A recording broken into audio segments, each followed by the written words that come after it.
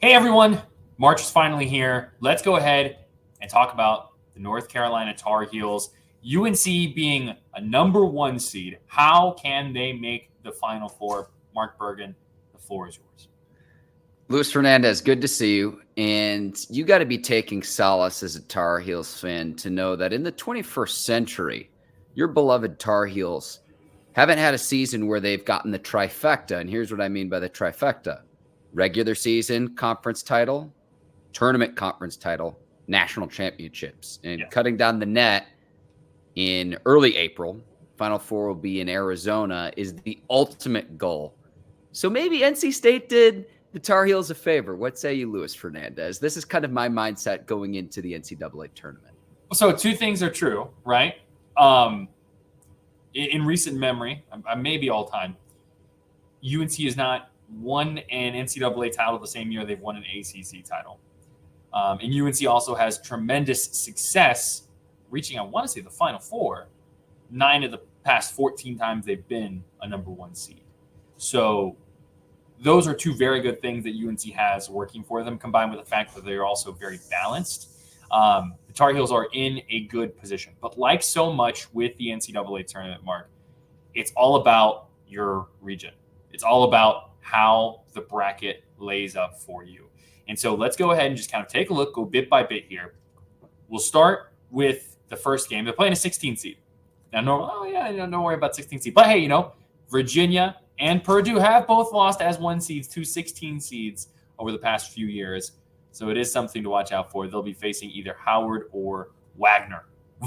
Not buying it. And here's why. Howard wins the MEAC, 2 games above 500. Wagner is 1 game above 500, and they have like 7 healthy players on the entire roster. So I go back to that trifecta, Lewis, 57 and 82 for the Tar Heels when they got the trifectas.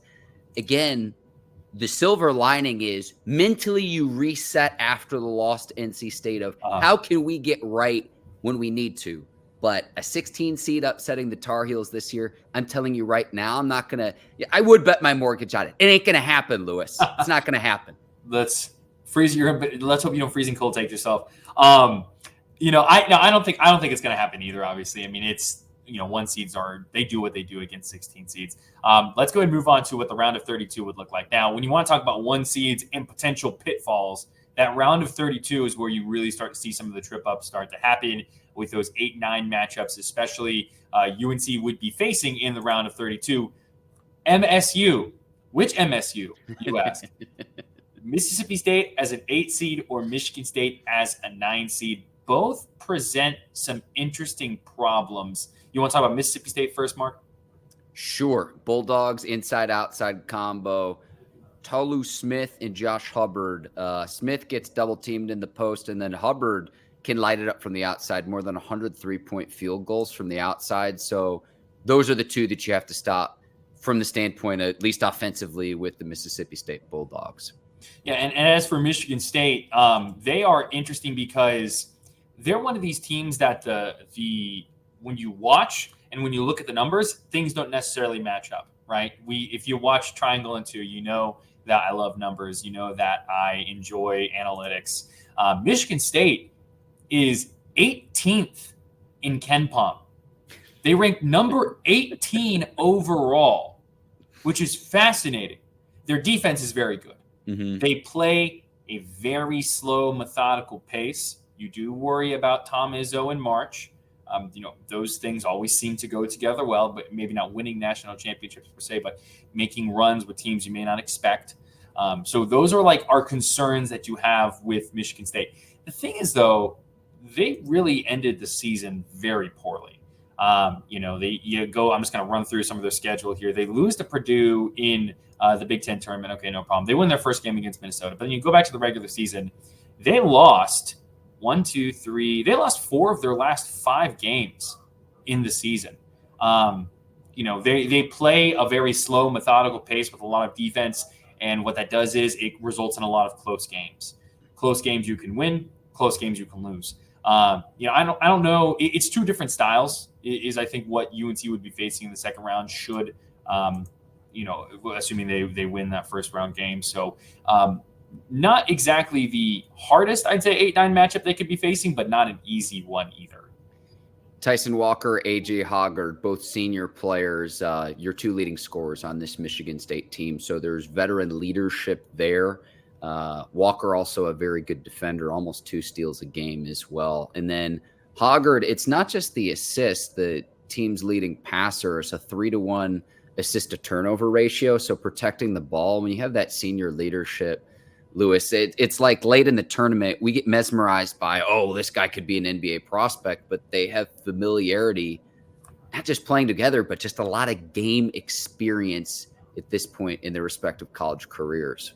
Now, let's continue this path a little bit, Mark, here. If they were to, say, win against that 8-9 seed, if you just go by chalk, which it's not always the case, they'd be facing the winner of most likely a 4-5 type situation. The 2 highest seeds in their region in that section they could be facing would be a St. Mary's or an Alabama. I know a lot of people are picking Grand Canyon or leaning towards Grand Canyon. Charleston's also a dangerous team. So there's a lot that they can do there. But let's just, for this purpose, focus on what could be the highest matchup they face in that situation. That would be Alabama, who we saw be incredibly successful last year in the regular season, stumbling eventually to San Diego State in the NCAA tournament. This Alabama Crimson Tide team, a lot of offense, not a whole lot of defense. And you look at like their shot charts, right? They're one of these teams that really leans into this notion of what modern basketball has become, where you have what is the most efficient, best shot you can take. A lot of threes, a lot of just attacking the paint in general. So it's like their shot chart is like all right here or all like around the outside. And it's worked for them. They have really good offense. Their defense, though, is a little bit suspect. What are your thoughts with Alabama, Mark? Pace and space, almost 91 points per game, highest scoring team in the country, 4th most 3-point attempts. But the opening round matchup against Charleston, College of Charleston, they're the only team that's attempted more threes than Alabama. If you like offense, make sure you go watch that game. BYU's up there too for most attempted threes. But so it's just like you live by the 3, you die by the 3, and that could propel Alabama to say get to a Sweet 16 run.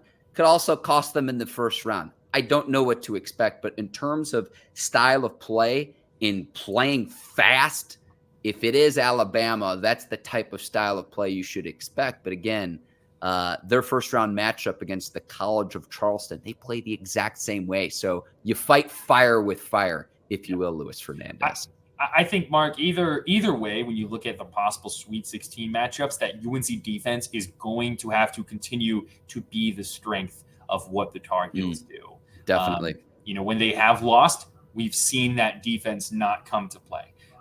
So that defense is going to be critical. Now, what was the most intriguing from a storyline perspective here? Should everything be chalk? Hang on. No, before we get to Elite Eight. I'm sorry. I'm getting excited talking about what that could be.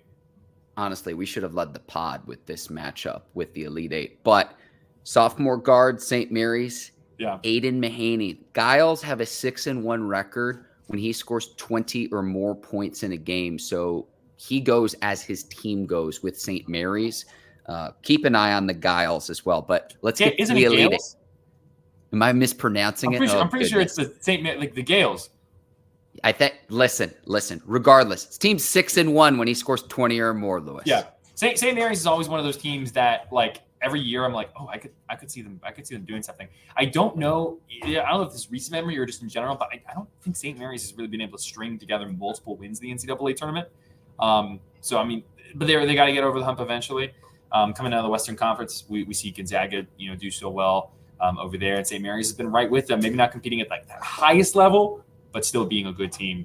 All right, let me tee you up. Okay, tee me up. Sure, tee me up. When you saw this yesterday, UNC was the final number 1 seed, and we knew even before the selection committee officially announced it on the Selection Sunday show that it was going to be UNC as a 1 seed in the West region against Arizona and former Tar Heels guard Caleb Love. I see the twinkle in your eye, Luis Fernandez.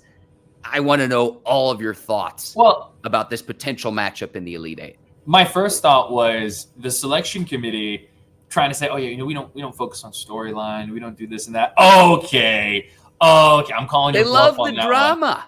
I'm calling your bluff on that one, selection committee. No, but I mean it's dramatic. I mean, like I always, whenever we talk about Caleb Love, I always like to preface it like this.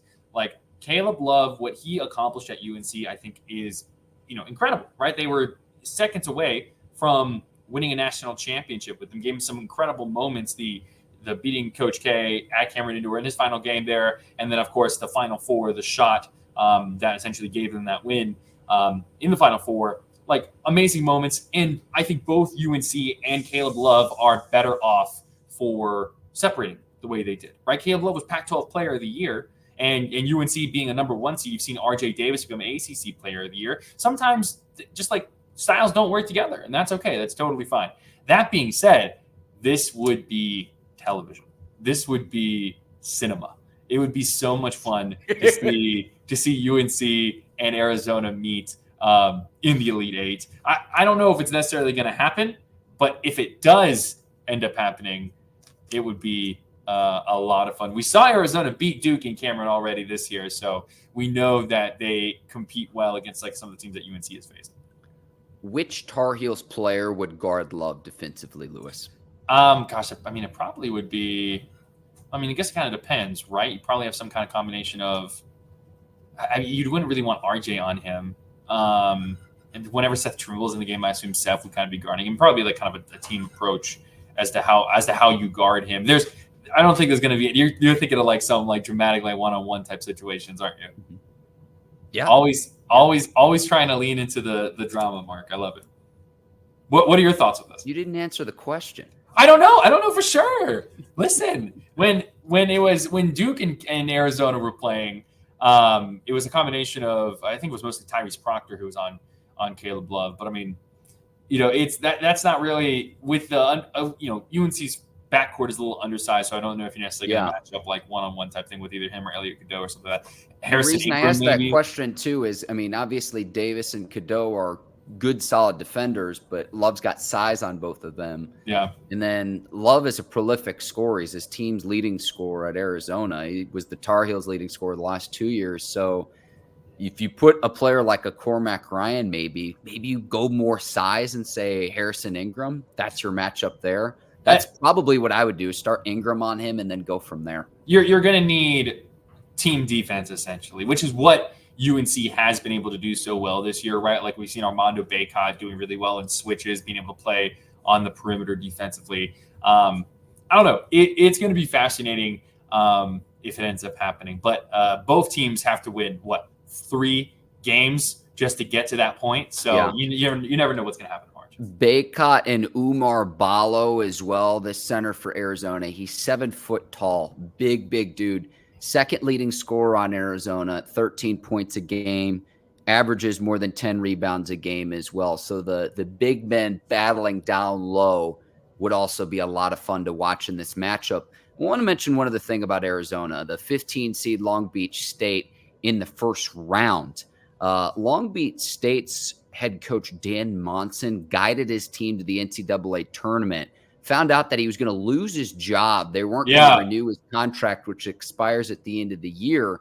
So they're riding out and playing for this coach where they don't know who the coach is going to be next year. And then Monson was the guy who got Arizona head coach Tommy Lloyd his start in a coaching position at Gonzaga all the way back in 2000. So that first round matchup, Long Beach State and Arizona, I've got my eyes on just given the history of the two coaches there. I like it. Something to keep a watch for sure, Mark Bergin. If it's not Arizona, Lewis, before we wrap this up, how North Carolina can make a run to the Final Four. If it's not Arizona, which other team do you think that UNC could go against in an Elite Eight matchup? Well, it's interesting. So that section of the West region has some teams that always make you kind of go like, when you look at them, right? Like New Mexico, I think is really fun. They've kind of put that entire state on their back with the success that they've had. And New Mexico kind of surprises me when you look at just statistically what they've done so far this year, right? 41st in adjusted offense and 23rd in adjusted defense, which would rank them 23rd in KenPom in total, right? And they're an 11 seed. For some examples, like the teams that are right around that frame, you've got like some 5 seeds, some 9 seeds. So New Mexico, I think, is one of those teams that a lot of people are going to be paying attention to if you're looking for upsets. So maybe you get a situation where like they make a deep run in the Sweet 16 or something like that.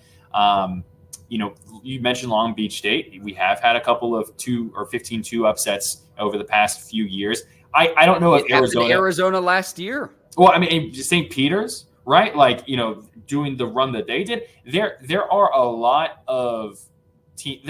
Of all the 2 seeds, I don't know if Arizona would necessarily be the 2 seed I would pick to lose early. But it's going to be interesting. Nevada, I don't have the fortitude to do that, Lewis. No, I'll say that. But. No, I think that's fair. I think Nevada also is an intriguing higher seed in that region. But I mean, Baylor, Big 12 has been very good this year. One of those teams, once again, that is offensively very good, defensively not as good, but plays with a very fast tempo. Clemson stumbled into the postseason a little bit, so I don't know if I necessarily see the Tigers going super far. It's honestly Arizona, I think, has got a really good shot there in that part of the region when you look at who I'm with you. I'll mention Baylor, who's got 2 projected draft picks in Jacoby Walker, Yves Missy as well. Very good 3-point shooting team in Baylor, top 5 in the country from deep. And then also Dayton as well, a 6'10" forward named Deron Holmes II. And they use him out of the high post to set up the offense, find cutters, use him in screen roll action, handoff action. He's surrounded by a lot of very good shooters at Dayton. So those are the other 2 teams that I would make mention of outside of New Mexico. Who knew, Lewis? I'm excited about New Mexico, man. I tell you what. All right, and if UNC takes care of all of that, conquers Caleb Love and the Arizona Wildcats, they would be in the Final Four. And from there, who knows what would happen, Mark Bergin. I think that the Tar Heels have a pretty good shot, in all honesty. I mean, I don't think it'll be easy by any stretch of the imagination. I am rooting for that Caleb Love Arizona matchup in the Elite Eight game, though. Like you said, Luis Fernandez, cinema. Cinema.